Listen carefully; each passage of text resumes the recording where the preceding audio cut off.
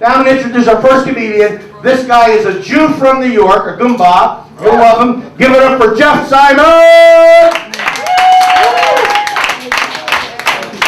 Give it up for Scotty! Great Scotty!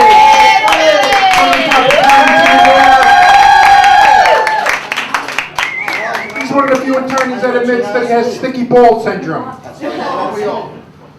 How's everybody doing? Like I said, I'm a Jew from New York. Any Jews besides this gentleman?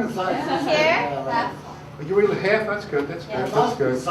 Yeah, that's good. There must be some. Yeah, that's good. That's good. I'm not religious. The only time I believe in God is when somebody's dying and I owe them a lot of money. Then I'll say, "Please God, no miracles. Just let the motherfucker die."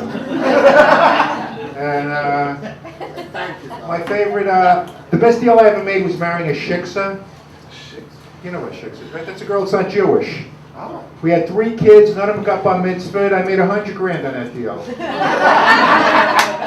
we got married by a priest. We got married by a priest and a rabbi. The priest didn't want to marry us, but when I showed him naked pictures of my 8-year-old nephew, he said, "There's only one God." He gave me a high five, said, "I'll do your ceremony." Oh, relax, will you? Come on. It's a comedy club. I grew up in the 50s. My favorite Jew on the Yankees was the general manager. Yeah, we finally got a Jew in the 70s. He was so bad, we had to wait till this year to get another Jew. His name is Euclid. Oh, Yeah. nice. The only problem is, if this guy doesn't get the guy in from third with less than 2 outs, the fans will turn on him because he's a Jew. I mean, the other night he struck out with the bases loaded. 2 guys with Hitler mustaches held up a banner that said, "Go back to Wall Street." These fans have no team. Now it's Friend having of- surgery. A friend of mine lives in, just moved to Tampa. He loves it there. You know, he just moved there from Lauderdale. Right. The thing he misses most about the East Coast, he hasn't seen a big nose in 3 months. I was talking to this, Upper East Side Jew. He just dumped his wife for a hot young Russian chick. Dumped his wife for a hot young Russian chick, the Upper East Side Jew. I know you weren't listening. And but don't feel bad for the wife. She's getting the summer house in the Hamptons, the East Side apartment, the Mercedes, and $5 million cash. You believe that shit? Any single women here? I'm in the wrong business. Any single women here? Anybody? Right here. You should be. How come you're not on the Upper East Side trying to get some Jew to marry you? I mean, I guess you can't use $5 million or a Mercedes. Is that what you're telling me? Yeah, I mean, come on. If I was a woman, that's where I'd be on the Upper East Side right now, trying to get some guy to marry me. No homo. Thank you. I was talking to this guy who lost $20 million to Bernie Madoff. He knew it was a Ponzi scheme the first time he got his monthly statement. It was handwritten on a hot dog wrapper. And all it said was, "You're up 20%, love Bernie." But he didn't turn Madoff in because when a Jew's up 10 to 15%, it's too good to be true. If a Jew's up 20%, it's like being high on crack or heroin. You're out of touch with reality. I mean, the last time I was up 20%, I was, I was seeing hookers every night, sitting courtside at Knicks games, eating lobster at Del Frisco's. But as good as 20% is, there's nothing like a Jew being up 30%. Life doesn't get any better than that. And that's when you can dump your wife for a hot young Russian chick. Yeah. I tell my appetite's not what it used to be. I got so full on these 2 appetizers at Del Frisco's the other night. I could barely finish my 4-pound lobster in melted butter with baked potato and broccoli and 7-layer cake. I swear. And then I got heartburn. I don't know how many times my doctor has told me you gotta cut down on the melted butter. But my doctor's a fucking asshole because he stopped giving me Viagra samples. And he is Jew. And so his receptionist is the meanest person I've ever met in my life. Yeah, she's a bitch. She yelled at this guy, old guy in a wheelchair, because he didn't have his $20 copay. You believe this shit?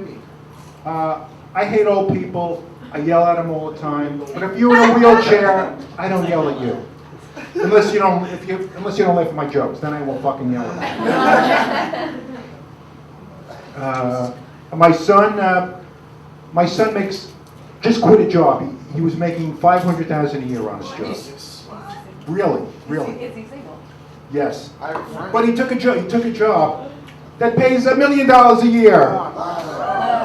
And the reason he's successful is the opposite of me. He's honest, hardworking, and he saves his money. I hated every job I ever had.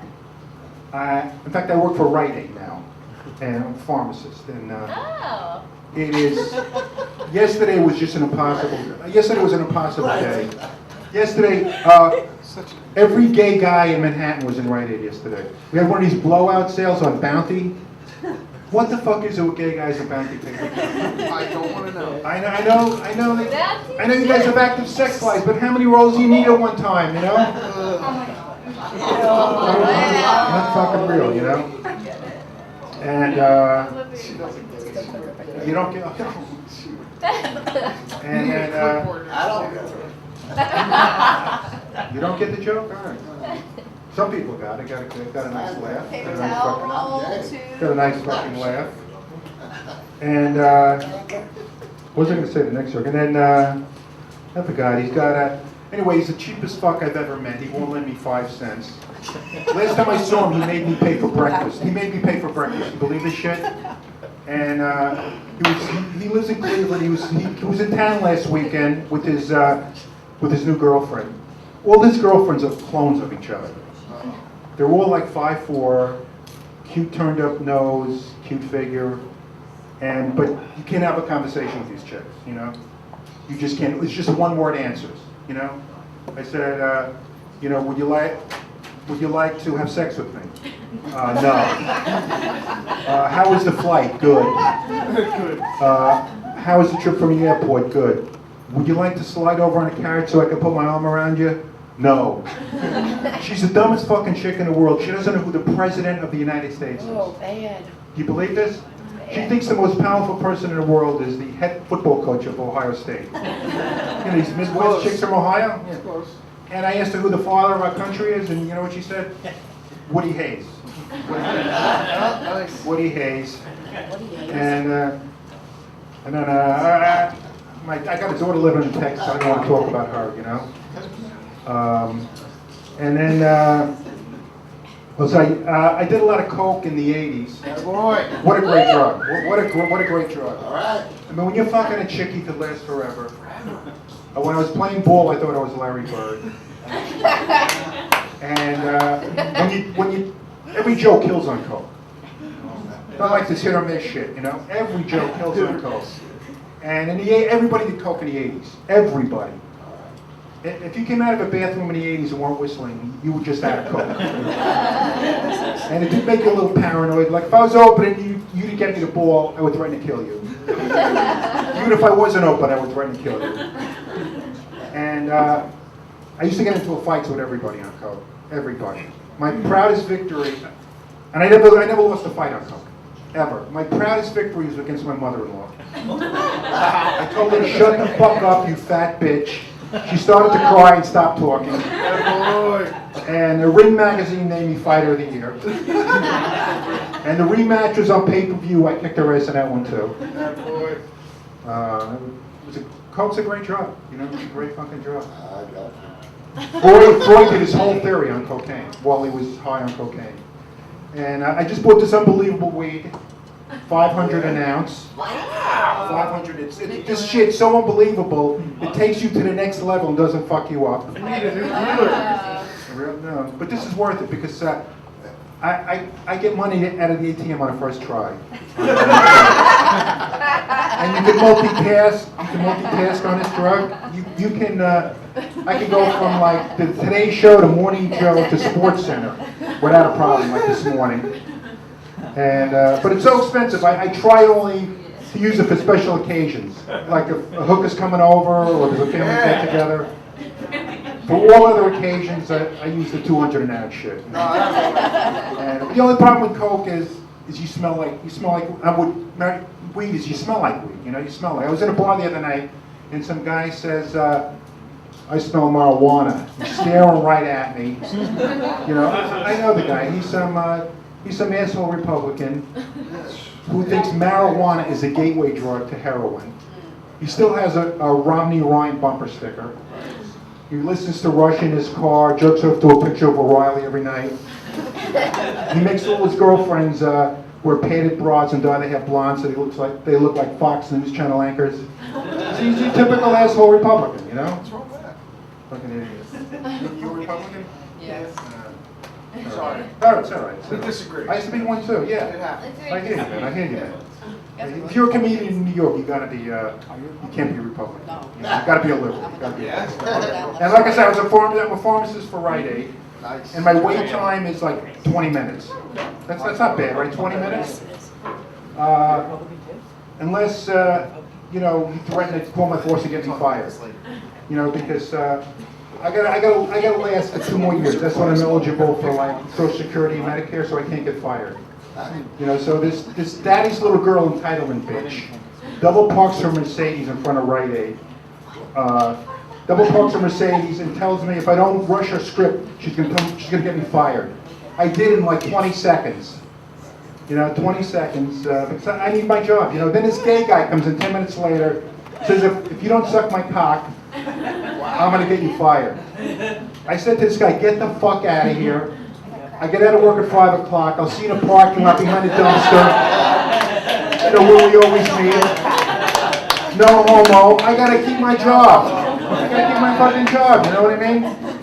You know, we have this blood pressure machine in the waiting area. You've seen that, right? The blood pressure machine in the waiting area. These people like take their pressure and they want me to make a comment on it, you know? They'll go like, oh, 120 over 80. I was like, great. 110 over 70. What do you want to live forever? 250 over 230. I have a better chance of getting an HBO special than you have of being alive at this time tomorrow. And then I worked at the Staten Island, this Rite Aid in Staten Island, and you get like phony OxyContin scripts. Anybody from Staten Island? You get phony scripts all the time. This guy comes in with a phony script, and he tells me he's got terminal cancer. He's going to die in 3 years and he can't take the pain. I said to this guy, get the fuck out of here. I've known a guy, he's had terminal cancer since 1959. You cannot have terminal cancer for 54 years and still be alive. Fucking unbelievable. Then this guy comes in a wheelchair. He said he got shot in the back in Iraq. He's paralyzed from the waist down. He hands me his script, phony script. I said, get the fuck out of here. This guy dunked on me in a playground yesterday. He did one of these John Starks in your face Michael Jordan dunks. I said to this guy, if you want your phony script here, don't ever dunk on me again. Fucking real, man. All right, you guys are great, man. I'm going to give you back a great Scotty. All right, let's give it. All right, keep it going, yeah. Oh, boy.